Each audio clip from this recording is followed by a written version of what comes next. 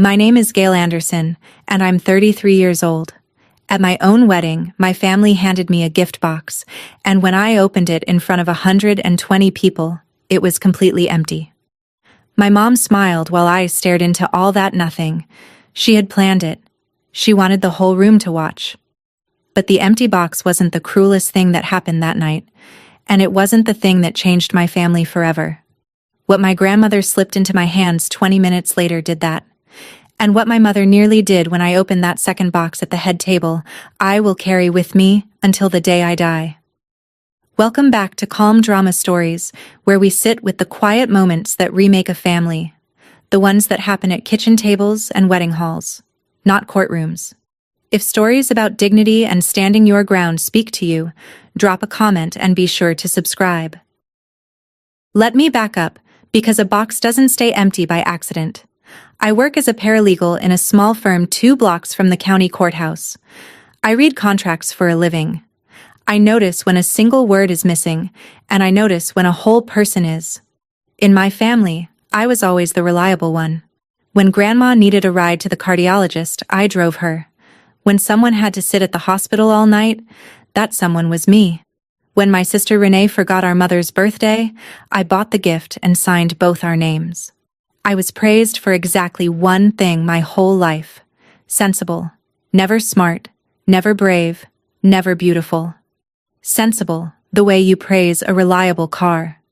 My mom, Carol, measured everything in numbers, and I learned young that love in our house came with an invoice attached. You earned your seat at the table, you paid for it in usefulness, and the bill was never marked paid. I got very good at paying.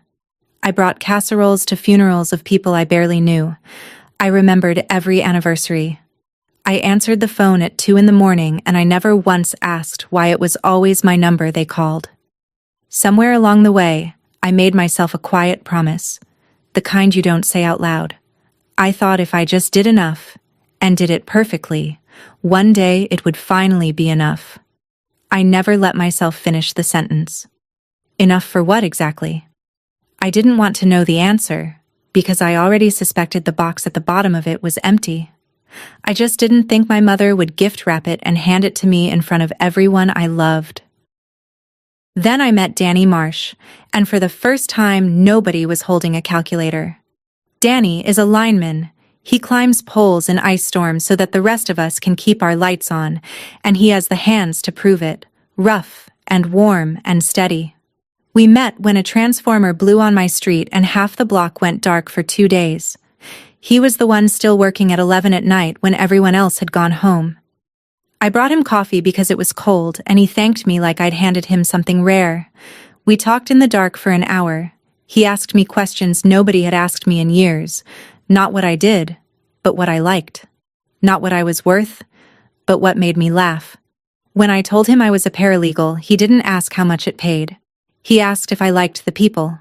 On our 3rd date, he fixed my neighbor's porch light and refused the $20 she tried to press into his hand.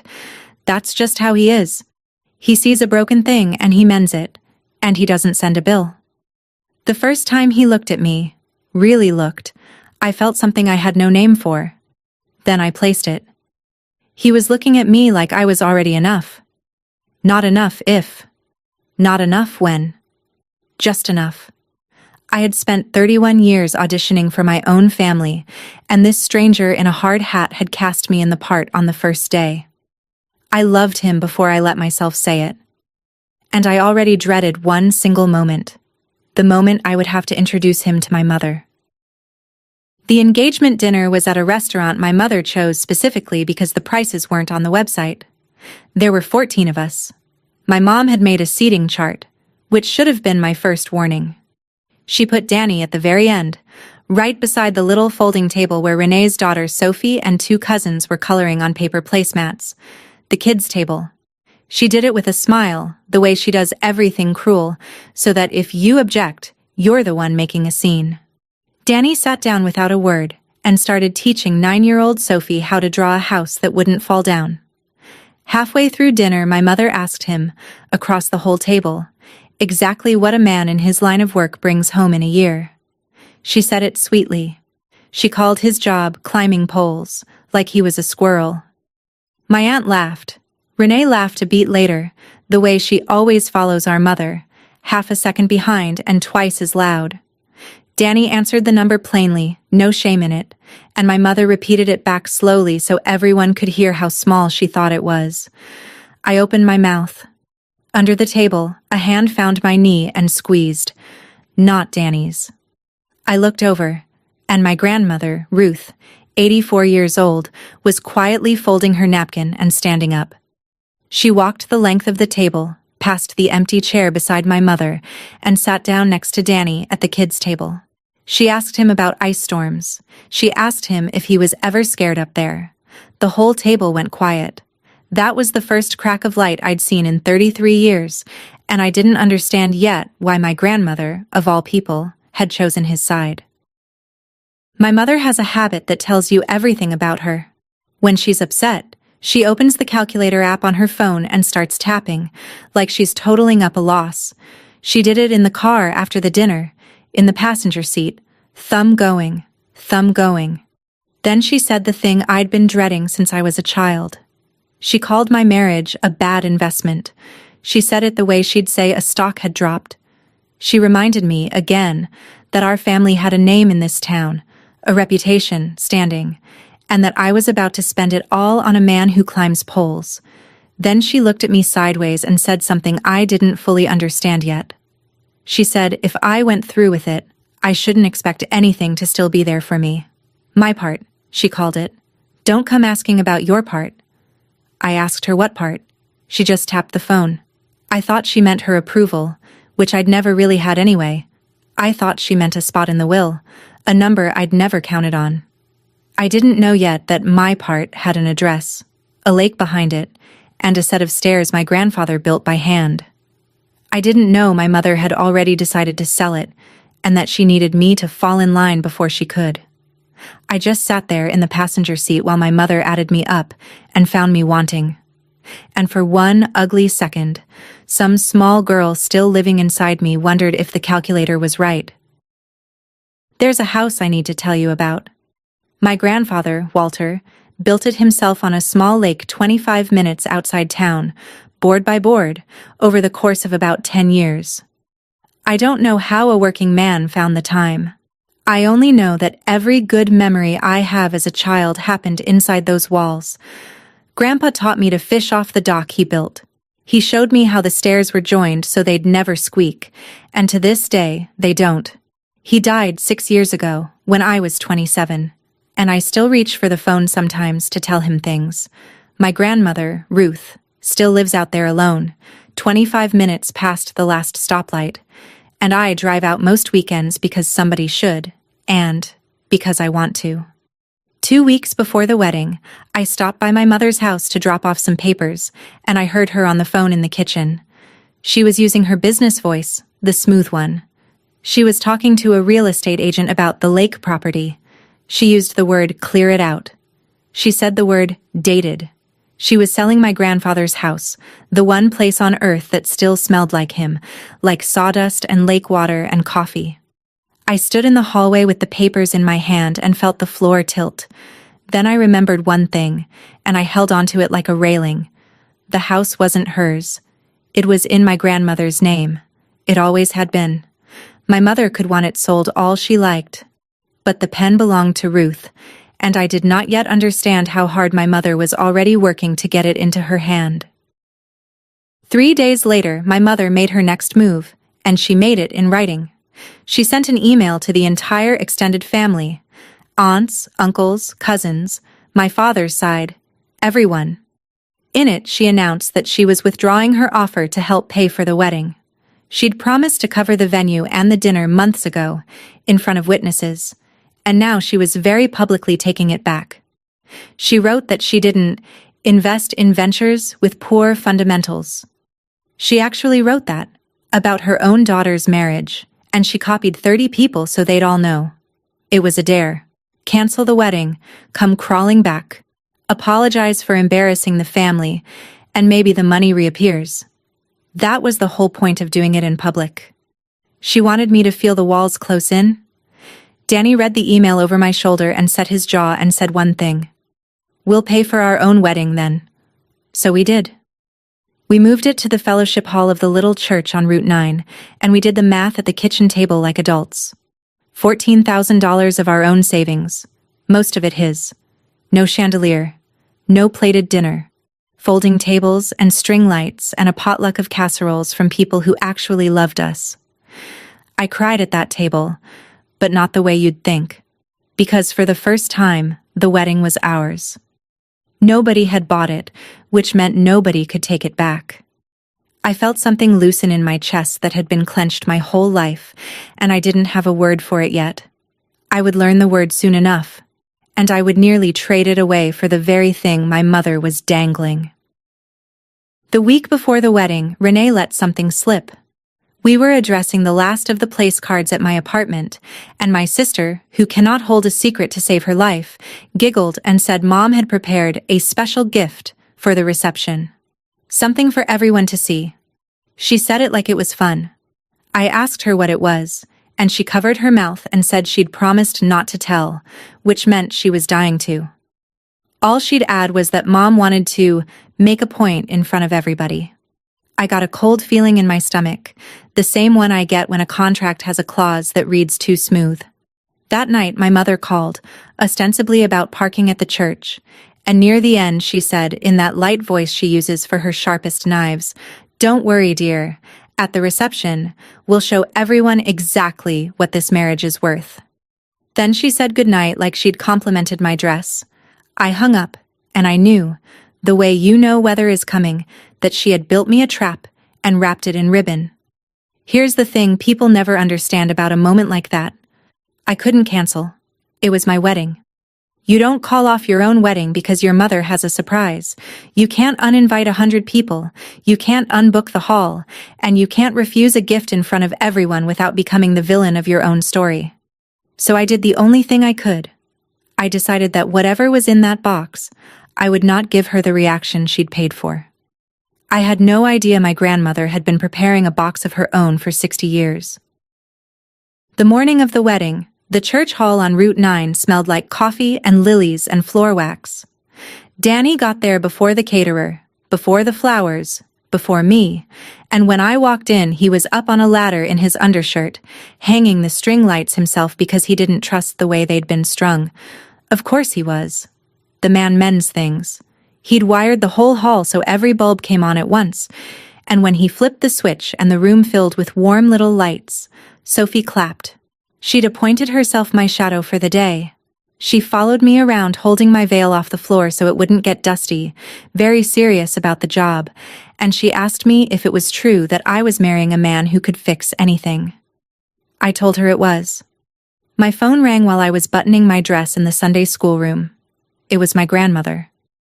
Her voice was low and steady, the voice she uses when something matters. She said she was coming, no matter what my mother had arranged about rides, and she'd find her own way there. Then she said something that made me stop with the button half done. "Tonight, when it happens, I want you to hold on to me. Whatever they do, you stay close to me, and you wait. Can you do that for your old grandmother?" I said yes without knowing what I was agreeing to. I asked her what was going to happen. She just said, "You'll see. And Gail, don't open anything until I tell you to." Then she hung up, and I stood there in a half-buttoned dress with my heart going, because my grandmother had never in her life sounded like a woman with a plan. The ceremony itself was the best 20 minutes of my life, right up until I looked at my mother. We kept it simple. No program, no soloist, just Danny and me and a pastor who'd known us both since we were kids. Danny wrote his own vows on a piece of paper folded so many times it had gone soft. He didn't say anything about forever or fairy tales. He said he'd keep my lights on. He said when the whole world went dark and cold, I'd never once wonder if he was still climbing toward me. His hands were shaking. Mine were too. Sophie held the veil. The little hall was full of people who'd brought potato salad and folding chairs and their whole hearts. And in the front row sat my mother, in a dress that cost more than our catering, with her hands folded in her lap and her thumb moving. Even then, she was under the table with her calculator, tallying what this was costing her in reputation. She didn't cry. She didn't smile. She totaled. Then, halfway through the vows, the double doors at the back of the hall opened, and someone wheeled my grandmother in. My mother had not arranged a ride for Ruth. My mother had, I later learned, specifically told the family that Grandma was too tired to come and shouldn't be bothered. Yet there she was, in her good blue dress, being pushed down the aisle by a neighbor she'd called herself. She had a small box in her lap, wrapped in brown paper and tied with string, and she held it with both hands like it was the only thing in the room that mattered. My mother turned and saw her mother, and for just a second, something crossed her face that I couldn't read. It looked, of all things, like fear. At the reception, you could feel the two families in the room like oil and water refusing to mix. Danny's people were loud and easy, hugging strangers, filling plates twice. My mother's people sat straighter, spoke softer, and kept sneaking looks at Danny the way you'd look at a stain on a nice carpet. I heard the word sweet used about him 3 times, and every time it meant beneath us. I heard someone murmur that it was a shame, a girl with her sense. I kept my chin up and my hand in Danny's, and I worked the room. And the whole time, my mother sat at the center table like a queen waiting for the right moment, that wrapped box beside her plate. Not Grandma's brown paper box, a different one, glossy white with a silver bow, expensive looking, exactly the kind of thing you'd expect to hold something wonderful. My grandmother had asked me to wheel her right up to the head table, next to me and Danny, and I did, and she kept one hand on my arm the entire time, just like she'd said she would. When the plates were cleared, my mother stood up and tapped a glass with her ring, and the room went quiet the way rooms do for her. Before the dancing, she said, in her warm public voice, I'd like to give my daughter and her new husband a little something, a family tradition. There is no such family tradition. I have been in this family my whole life. My grandmother's fingers tightened on my arm. Under the table, on my other side, Danny took my hand, and my mother lifted that beautiful white box off the table and held it out to me, smiling, in front of every single person we knew. I want you to picture it, because she certainly did. 120 faces turned toward me, string lights overhead. My grandmother's hand on my arm and my husband's hand in mine. My mother, radiant, holding out a gift I already knew was a trap, and me, with no choice in the world but to take it. So I took it. It was light. Too light. A box that size, wrapped that carefully, should have weight to it. And this one had none, and I knew before my fingers found the lid exactly what was inside.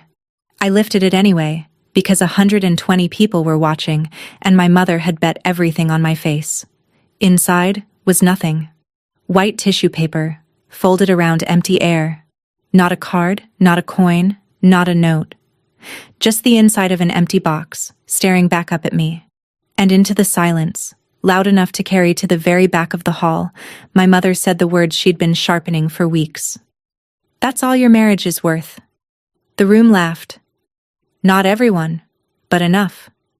My aunt laughed, and my cousins laughed, and Renee laughed her half-second late laugh, and the sound of it went through me like cold water. My mother stood there glowing, waiting for me to crumble, because the crumbling was the gift. The crumbling was the whole point. And I looked down into that empty box and I understood something I'd spent my life not looking at. She hadn't given me nothing. She'd given me a mirror. This was how she'd always seen me, sensible, useful, and finally, fully, worthless. The only person in that whole loud laughing room who wasn't laughing was Sophie, 9 years old, staring at her grandmother with her mouth open. And under the table, on my arm, my grandmother's old hand went from resting to gripping, and I felt her lean in close. My grandmother pulled me down toward her by the arm, gently, the way she used to when I was small, and she had a secret worth telling. Her mouth was right at my ear. Around us the laughter was still dying down, and my mother was still standing, still glowing, still waiting for me to give her the tears she'd ordered. I didn't. I bent down to my grandmother instead, and into my lap, hidden by the tablecloth and my own 2 hands, she pressed the little box wrapped in brown paper and string. It was warm from her lap. It was heavier than it looked. She whispered, and her voice did not shake at all. "Don't open it here. Wait until you are back in your seat, at the head table, where you belong. Open it there. Slow. And Gail." She waited until I turned to look her in the eye. Her eyes were wet and fierce, and 84 years old and absolutely certain. "When you open it, you look straight at your mother. You don't look away.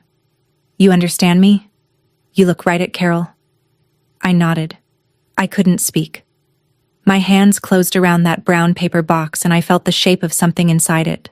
Small and hard and round, and something folded. Paper. My mother finally sat down, satisfied, thinking the show was over, thinking she'd won the night. She had no idea the night hadn't started yet. I straightened up.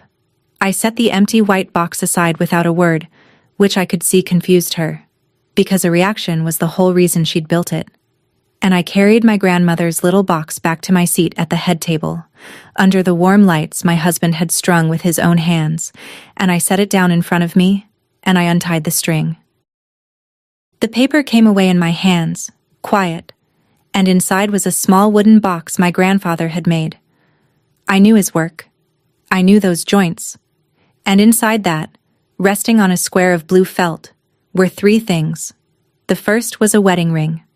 A thin gold band, worn almost to a wire on the underside, the way a ring goes when a woman wears it every day for 60 years and never once takes it off. My grandmother's ring. The second was a small brass pin, dull and green at the edges, stamped with the seal of a pipefitters' and plumbers' union and a number underneath. The third was a piece of paper, folded in quarters, and when I opened it I saw my grandmother's handwriting, the loops she learned in a schoolhouse 80 years ago. It was short. It said, "Everything this family has, he built with these. They called him nothing. He was the richest man I ever knew. Wear the ring when you forget your worth. Wear the pin when they try to set it for you." And then, at the bottom, underlined once, the line I have never forgotten. "They said he was worth nothing. He built everything you're standing in." I read it twice. Then I did what my grandmother told me to do.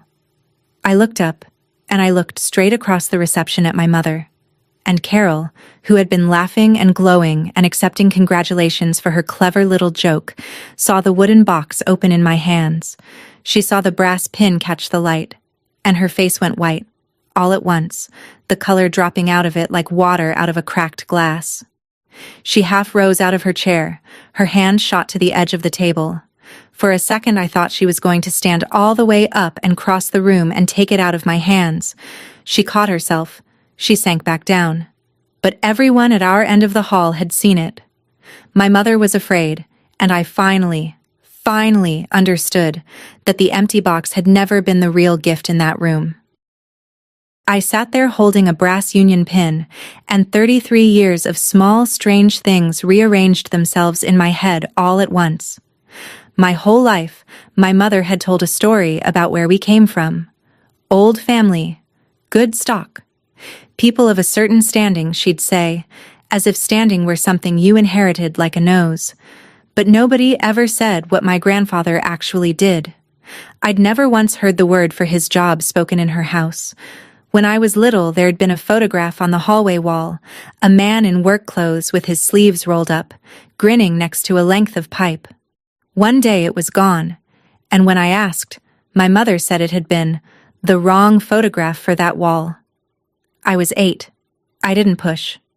Now I was holding the seal of a union in my hand, green with age, worn smooth by a thumb that must have rubbed it 1,000 times, and I understood that the man in the vanished photograph and the man who built the squeakless stairs were the same man, and that my mother had spent my entire childhood quietly erasing him. All that standing she was so proud of, all that name, the reputation she was willing to sacrifice me to protect.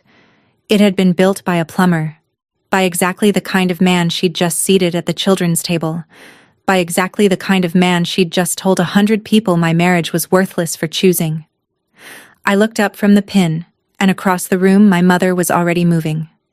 She'd stood, smoothed her dress, fixed her smile back into place, and she was walking straight toward the head table, toward me, toward the little wooden box, with the brisk, purposeful step of a woman coming to clean up a spill before it stains.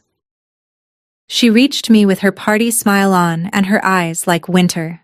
She leaned down, close, and murmured that we should step out for a moment, and to anyone watching it looked like a mother pulling her daughter aside for a happy word. I went, because I didn't want this in front of Sophie, and because I wanted to hear what she'd say when she thought no one was listening. In the hallway by the coat racks, she dropped the smile like a coat of her own. "Put that box away," she said. Low, fast.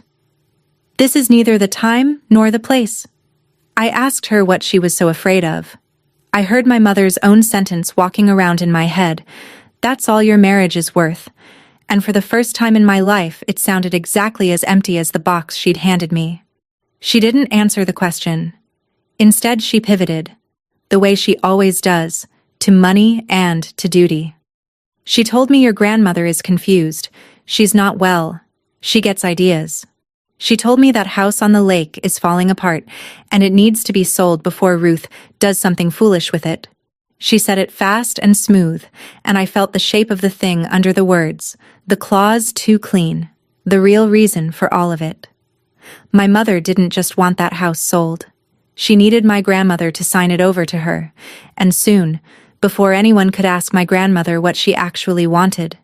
And she needed me quiet and grateful, and back in my place while she did it. I looked at my mother in that hallway, and I stopped being afraid of her. It was the strangest feeling, like setting down a bag I'd carried so long I'd forgotten it was heavy.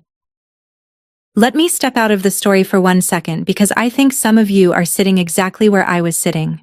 If your worth has ever been decided by people holding a checkbook, hear me say this: you are not the one who's poor in that room. Tell me in the comments where you're watching from tonight, and stay with me, because the morning after my wedding is when everything really turned. Back in the hall, I went, and I danced with my husband, and I did not let my mother steal one more minute of it. But my mind was working the whole time, the way it works over a bad contract, looking for the trap and the way out. I read documents for a living. I know what it looks like when someone is trying to move a piece of property fast and quiet. The withdrawn funding, the public humiliation, the sudden urgent talk of selling, the story about grandma being confused. It all pointed one direction. My mother was setting up to get that house signed over before anyone thought to stop her, and the empty box was part of it, a way to break me down and remind me I had no standing to object. She'd miscalculated one thing. My grandmother had just handed me a reason to stand. That night, after the last guest left and Danny was stacking folding chairs, I made a decision at the head table with the wooden box still open in front of me. Not a revenge, a visit. I decided that in the morning, before I did anything else, before the honeymoon, before I even changed out of my regular clothes, I was going to drive out to the lake and sit down with my grandmother and ask her one plain question. What do you actually want? The morning after my wedding, Danny and I drove the 25 minutes out to the lake with 2 coffees and no idea what we were walking into. My grandmother was on the porch when we pulled up, dressed and sharp-eyed, waiting, like she'd known I'd come. She was not confused. Let me say that plainly, because my mother had said it so many times I half expected to find a frail woman lost in her own kitchen. Instead, I found Ruth Anderson doing the crossword in pen. She poured us coffee in the mugs my grandfather made runs to the hardware store to buy. She had Danny sit in Walter's chair, and she looked at him for a long moment and said he had good hands, and I watched my husband's ears go red. Then she told me to sit down, because there were things I should have been told years ago and wasn't, and she was done letting my mother decide what I got to know. She started at the beginning. She told me she married Walter in 1961, against her own family's wishes, because they said a plumber was beneath a girl like her. She said her mother had cried at the wedding, and not the good kind of crying. She said her family gave her a set of everyday dishes as a wedding gift, the cheap kind, to make a point about the life they thought she was choosing. She smiled when she said it. 60 years I ate off those dishes, she said, and every meal was better than anything on their china. She reached across the table and put her worn hand over mine, the one wearing her ring now, and she said, "You married a good man, Gail. I know exactly what your mother made you feel last night. I felt it in 1961. Now let me tell you the rest." Here is the rest. The thing my mother had spent 30 years painting over. There is no old family money. There never was. The standing my mother is so proud of. The name. The reputation she'd sell her own daughter to protect. All of it came from Walter Anderson's two hands. He started as an apprentice pipe fitter at 19. He worked ice-cold job sites and burned summers in boiler rooms, and he saved, and eventually he started his own plumbing and mechanical company with one truck and his own name on the door. It grew. By the time my mother was a teenager, Walter employed 40 men and had a real business, the kind that put a girl through college without loans. He paid for every bit of the life my mother now pretends she was born into. And my mother, Carol, grew up as the plumber's daughter in a town that never let her forget it. Kids at school called her that, sneering. The plumber's daughter. She hated it. She hated the trucks in the driveway, the coveralls in the wash, the way her father's hands never quite came clean. So the minute she had the means, she reinvented the whole thing. She married a man with a soft office job and a family name that sounded like money. She moved to the right neighborhood and she buried her own father under a story about old family so thoroughly that her own children never learned the truth. My grandmother said it without bitterness, just fact. Your mother is ashamed of the man who paid for everything she has. I sat there with the pin in my palm. The empire my mother lorded over the whole reception hall, the standing that made my marriage a bad investment had been built by a plumber, by the very kind of man she just humiliated me for loving, and she knew it. That was why she'd gone white. My grandmother got up then, slower than she used to, and came back with a shoebox of photographs my mother didn't know still existed. She spread them on the kitchen table. And I want to be fair to my mother here, because my grandmother was. In one photo, my mom is about 12, standing at the edge of a school dance in a homemade dress, and you can see it in her face even in black and white. The shame. The way she's holding her arms like she wants to disappear. Grandma touched that photo and her voice softened. She told me the other girls had worn store-bought dresses and had let my mother know all night that hers wasn't. She told me that Walter heard about it and that he picked up extra weekend shifts for 2 months, on his knees under other people's sinks, so he could buy his girl one dress from the goods store downtown, the kind the other girls wore. My mother wore it once. Then she stopped going to dances. Something in her decided, at 12, that she would never be the poor girl again, that she would climb so high nobody could ever look down at her. And she climbed right over her own father to do it. I looked at that frightened 12-year-old in the photograph, and I felt something I did not want to feel for the woman who'd handed me an empty box. I felt sorry for her. My grandmother watched me feel it, and then she said the thing that kept it from softening me into weakness. Being hurt like that explains her, Gail. It does not excuse selling this house out from under me, and it does not give her the right to set a price on you.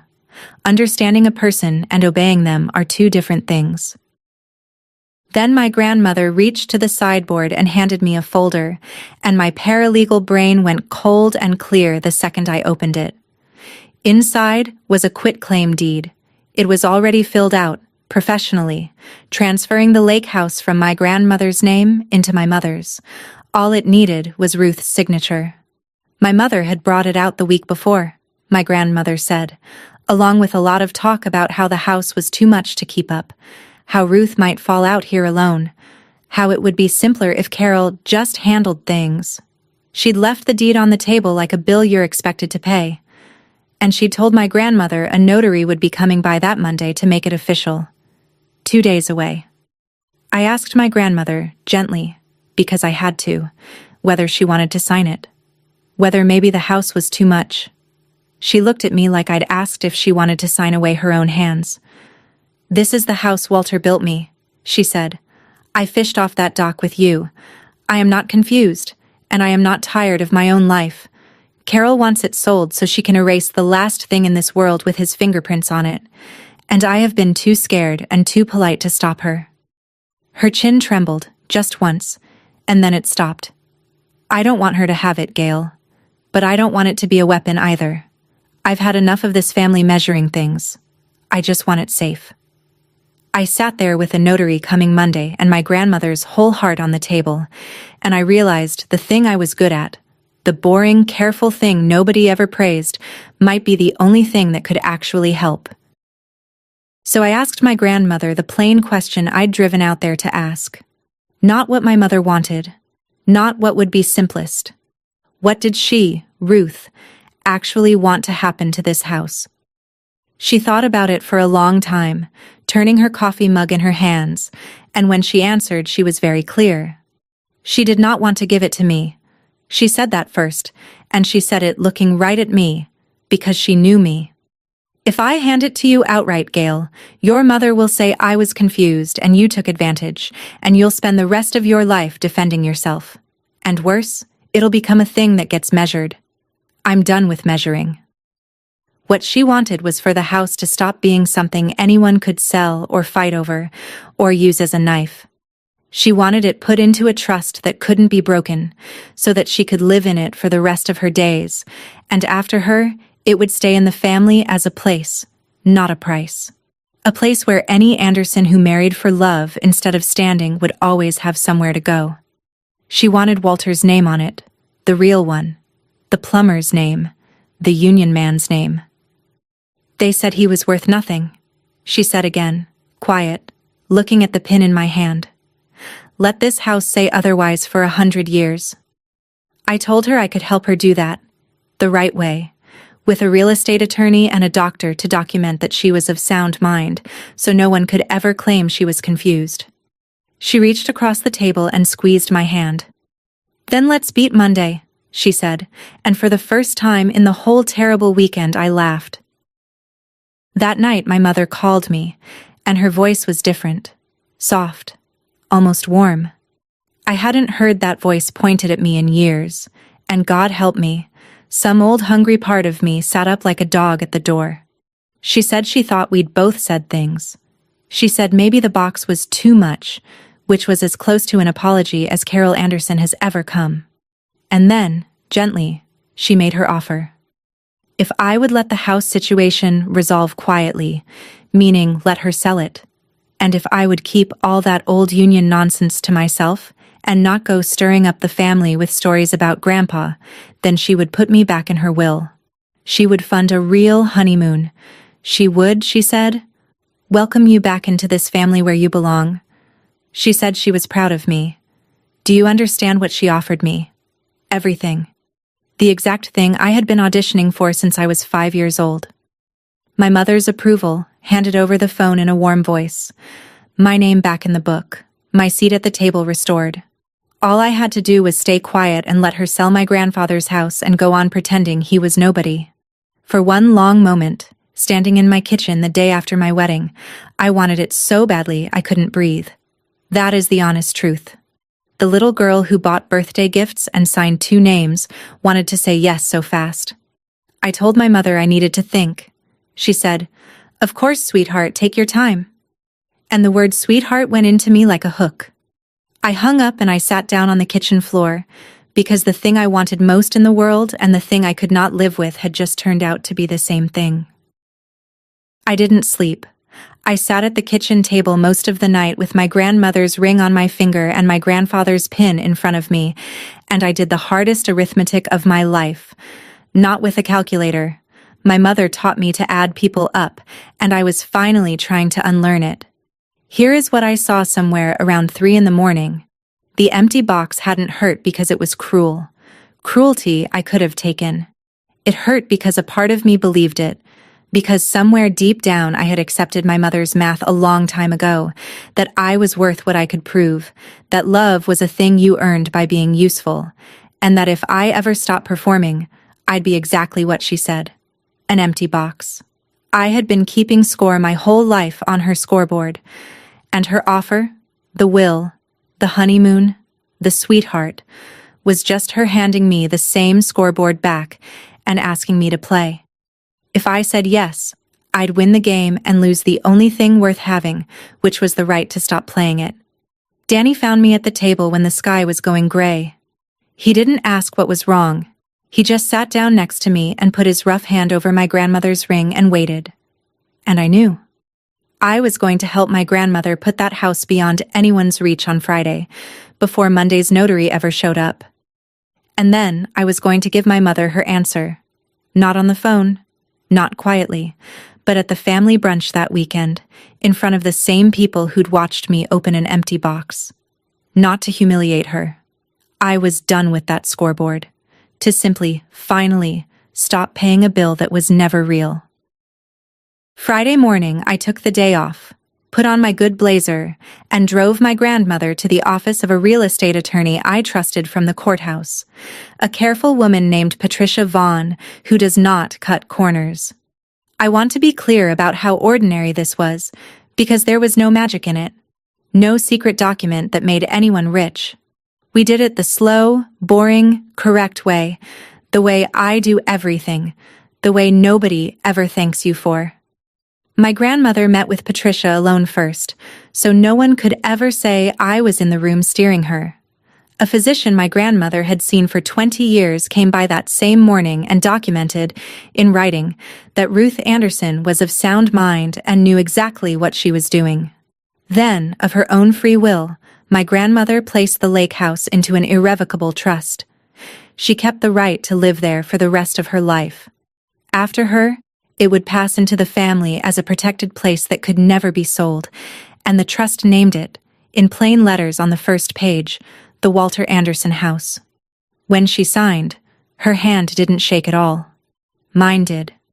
Patricia notarized it, filed it, and it was done. Real and legal and permanent, 2 days before my mother's Monday notary was ever going to arrive. On the drive home, my grandmother rolled down the window and let the wind mess up her hair like a teenager. 60 years, she said, watching the lake go by. He'd have liked knowing it can't be sold. Then she looked at me. You did that with the thing they never respected about you. All that carefulness.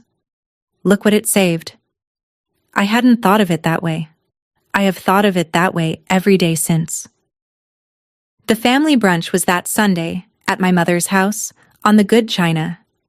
Carol hosts a brunch the way she does everything, as a performance of a life she wants you to believe she was born into. The long table, the fresh flowers, the linen napkins folded into shapes. She had, I could tell the moment I walked in, prepared a scene of her own. She thought I was coming to say yes. She'd told people I was coming to say yes. I could see it in the way she'd seated everyone, in the extra warmth she aimed at Danny for the first time ever, in the way she'd left the chair at her right hand open for me, the golden seat, the one I'd wanted my whole life. She thought this was the morning her useful daughter came home and took the deal, and she'd built a whole stage to receive me graciously in front of the family. Renee was there, and my aunts, and the cousins who'd laughed, and Sophie, who had barely spoken to her grandmother since the wedding, and who came and sat down beside me instead, close, the way I used to sit close to Ruth. I set my grandmother's little wooden box on the table beside my plate. Not hidden this time. Right out where the light could catch it. My mother saw it and her smile flickered just for a second, and then she smoothed it back and clinked her glass with her ring and stood up to welcome me home. I let her. I let her get all the way through the warm opening, the "we're so glad you've come to your senses," the reaching for my hand. I let her build the whole stage, and then I stood up, on my own 2 feet, at my mother's table, and I said, "Thank you." My mother beamed, because thank you was the beginning of the speech she'd written for me in her head. She thought I was about to accept. She actually reached for her glass to toast. So she made her offer real, out loud in front of everyone, thinking she was sealing it. She announced to the whole table that she and I had worked things out, that I was back in the family, back in her will, that she'd be helping Danny and me get properly settled. She said it generously, like a queen restoring a banished daughter, and she looked around to collect the warm murmurs, and she got them. My aunts nodded. Renee smiled with relief. Everyone waited for me to sit back down in the golden chair and be grateful, and let the family close back up over the whole ugly week like water over a stone. I could feel the pull of it in my own body. Say yes. Sit down. Be enough at last. Take the seat you've bled for. And I stood there in the pull of it, with my grandmother's ring on my finger and Sophie's shoulder against my arm, and my husband's steady eyes on me from across the table. And I understood exactly what I was being offered and exactly what it cost. She was offering me everything I'd ever wanted in exchange for the one thing I'd just learned I couldn't sell. My mother lifted her glass toward me, waiting, glowing, sure. And I did not lift mine. I stood there, calm as still water, in a way that I promise you cost me more than any scene ever could, and I said, "Mom, I need to say something first, and I need you to hear all of it before you toast." I did not raise my voice. I want you to know that. Everything I'd learned about her told me that the loudest thing I could do in that room was stay quiet, because my mother had spent her whole life afraid of exactly one thing, and it wasn't anger. It was the truth said plainly, without shame. So I said it plainly. I opened the little wooden box and I took out the thin gold ring, and I told them it was Grandma's, 60 years of it. Then I took out the brass pin, and I pinned it to my blazer where everyone could see, and I told them whose it was. I told them about Walter Anderson, not as a weapon, as an introduction, because most of the people at that table had never really been told. I told them he was a pipe fitter, a union man, that he built his own company with his own hands, and that every good thing any of us had, this house, this china, the college degrees, the standing, all of it came from a plumber who got up before dawn and came home with his hands full of other people's problems. I said my grandfather's name out loud at my mother's table, the name she'd spent 30 years erasing, and I watched her go white all over again, the same white as the wedding. Then I told them the rest, gently, without a drop of triumph. I told them Grandma had decided of her own free will, with her own lawyer and her own doctor, to put the lake house into a trust in Walter's name, so it could never be sold, so it would always be a home for anyone in this family who chose love over standing. And Grandma had asked me to help her do it, so I did, on Friday. My mother rose halfway out of her chair, her hand flat on the table, her mouth open, and for a second I saw the whole thing break across her face at once, the shame and the fury and the 12-year-old in the homemade dress, all of it. And then, into that silence, I gave her my answer to her offer. "Thank you for the offer, Mom," I said. "The will, the honeymoon, all of it, truly. But I'm not going to keep quiet, and I'm not going to help you sell his house, so I don't think you'll want to give me any of it. And that's all right." My mother's face hardened into something I recognized.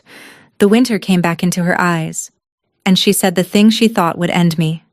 She said if that was my choice, then I was out of the will for good, out, permanently, and I would get nothing from this family, not $1, ever.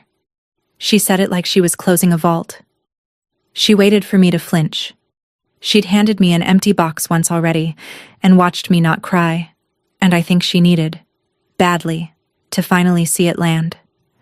And here is the part I didn't plan and will never forget. I looked at my mother, and then I looked at Danny, whose lights were still on across that table, and at my grandmother's ring on my finger, and at Sophie watching me the way I once watched Ruth, learning in real time that you're allowed to stand up.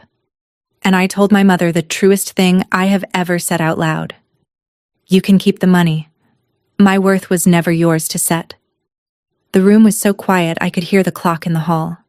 My mother had spent 33 years holding the only pen that could write my price, and I had just, calmly, in front of everyone, taken it out of her hand and set it down. I lost the inheritance in that moment. I lost the golden chair.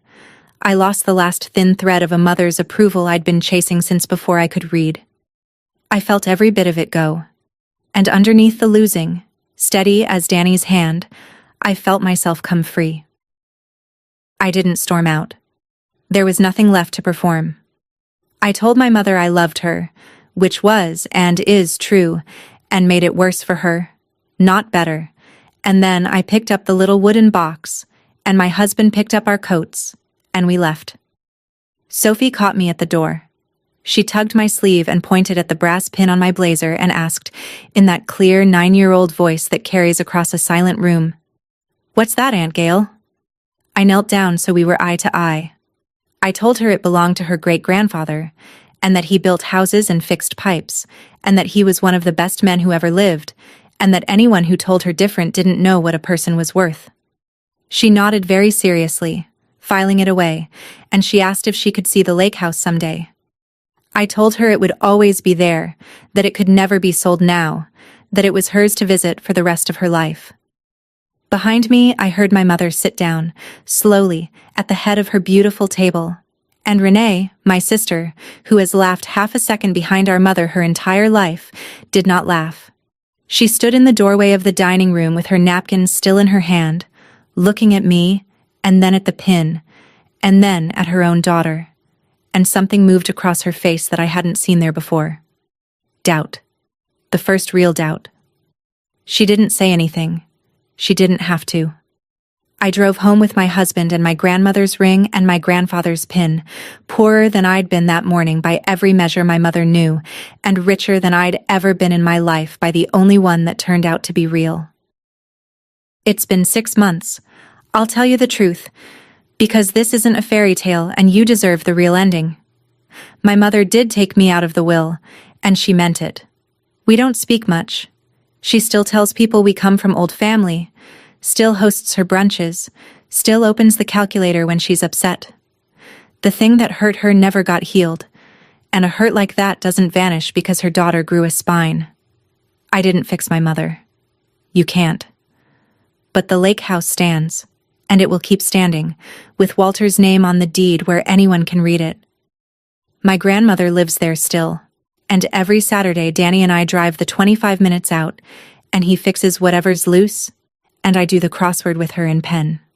We hung the photograph back up in her hallway, the one my mother made disappear, the man in work clothes grinning next to his length of pipe. Renee started calling me, just now and then, careful, like a woman testing ice, but calling. And Sophie asked her mother, last month, why nobody ever talks about the great-grandfather who could fix anything. I heard Renee didn't have a good answer, and that she didn't like not having one. That's how it breaks, I think. Not all at once. Not in one loud scene at a wedding. It breaks the way my grandfather's stairs never did, one careful joint at a time, in the next generation, in a 9-year-old who now knows exactly what a plumber was worth. It took an empty box to teach me the one thing my family never could. Nobody gets to set the price of what you're worth. Not your mother, not your family, not the whole laughing room. Nobody. Unless you're the one who hands them the pen. That's my story. An empty box, a rusted union pin, and a house that will never be for sale. If someone ever tried to measure your worth in dollars, and some quiet, stubborn part of you refused to hand them the pen, take that as your sign today. Go call the person who saw you clearly, and if this story reached you, share it with someone who needs to hear it.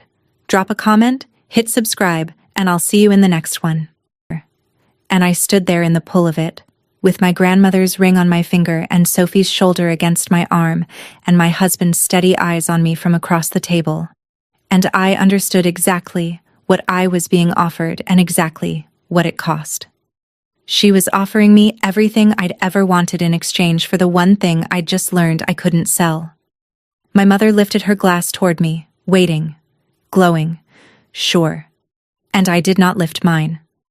I stood there, calm as still water, in a way that I promise you cost me more than any scene ever could, and I said, "Mom, I need to say something first, and I need you to hear all of it before you toast." I did not raise my voice. I want you to know that. Everything I'd learned about her told me that the loudest thing I could do in that room was stay quiet, because my mother had spent her whole life afraid of exactly one thing, and it wasn't anger. It was the truth said plainly, without shame. So I said it plainly. I opened the little wooden box and I took out the thin gold ring, and I told them it was Grandma's, 60 years of it. Then I took out the brass pin, and I pinned it to my blazer where everyone could see, and I told them whose it was. I told them about Walter Anderson. Not as a weapon, as an introduction, because most of the people at that table had never really been told. I told them he was a pipe fitter, a union man, that he built his own company with his own hands, and that every good thing any of us had, this house, this china, the college degrees, the standing, all of it came from a plumber who got up before dawn and came home with his hands full of other people's problems.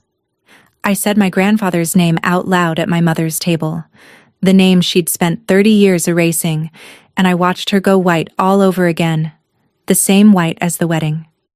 Then I told them the rest, gently, without a drop of triumph. I told them Grandma had decided of her own free will, with her own lawyer and her own doctor, to put the lake house into a trust in Walter's name, so it could never be sold, so it would always be a home for anyone in this family who chose love over standing. And Grandma had asked me to help her do it, so I did, on Friday. My mother rose halfway out of her chair, her hand flat on the table, her mouth open, and for a second I saw the whole thing break across her face at once, the shame and the fury and the 12-year-old in the homemade dress, all of it. And then, into that silence, I gave her my answer to her offer. "Thank you for the offer, Mom," I said. "The will, the honeymoon, all of it, truly.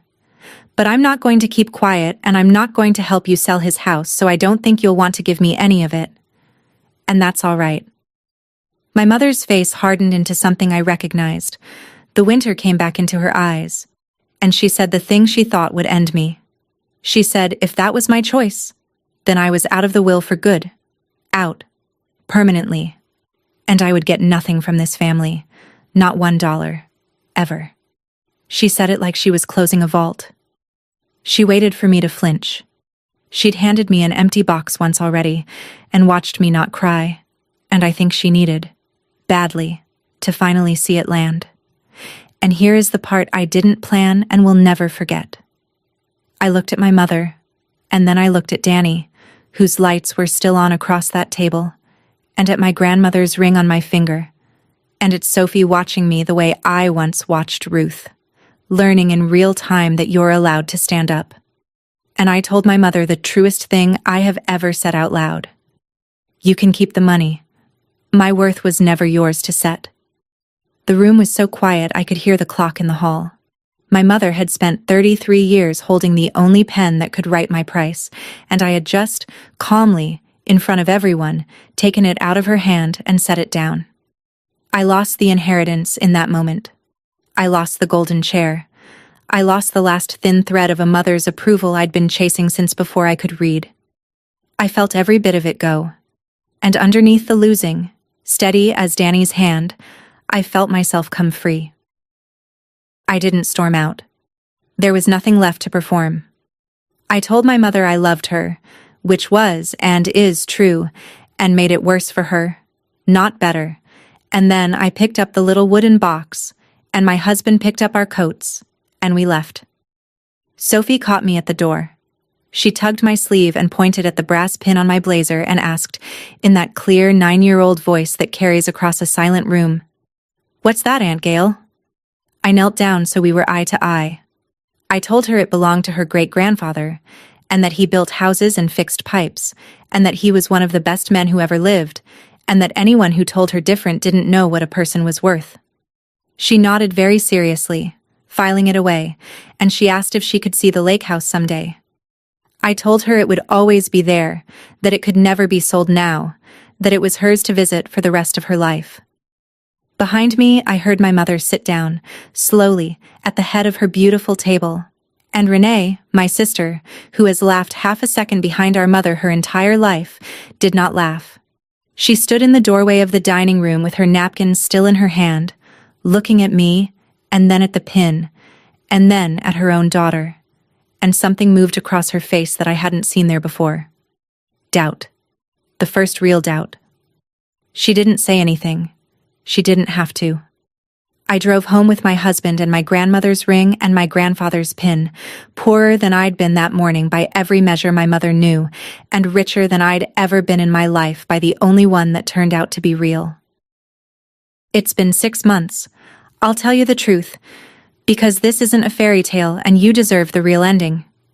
My mother did take me out of the will, and she meant it. We don't speak much. She still tells people we come from old family, still hosts her brunches, still opens the calculator when she's upset. The thing that hurt her never got healed, and a hurt like that doesn't vanish because her daughter grew a spine. I didn't fix my mother. You can't. But the lake house stands, and it will keep standing, with Walter's name on the deed where anyone can read it. My grandmother lives there still, and every Saturday Danny and I drive the 25 minutes out, and he fixes whatever's loose, and I do the crossword with her in pen. We hung the photograph back up in her hallway, the one my mother made disappear, the man in work clothes grinning next to his length of pipe. Renee started calling me. Just now and then. Careful, like a woman testing ice, but calling. And Sophie asked her mother, last month, why nobody ever talks about the great-grandfather who could fix anything. I heard Renee didn't have a good answer, and that she didn't like not having one. That's how it breaks, I think. Not all at once. Not in one loud scene at a wedding. It breaks the way my grandfather's stairs never did, one careful joint at a time, in the next generation, in a 9-year-old who now knows exactly what a plumber was worth. It took an empty box to teach me the one thing my family never could. Nobody gets to set the price of what you're worth. Not your mother, not your family, not the whole laughing room. Nobody. Unless you're the one who hands them the pen. That's my story. An empty box, a rusted union pin, and a house that will never be for sale. If someone ever tried to measure your worth in dollars, and some quiet, stubborn part of you refused to hand them the pen, take that as your sign today. Go call the person who saw you clearly, and if this story reached you, share it with someone who needs to hear it. Drop a comment, hit subscribe, and I'll see you in the next one.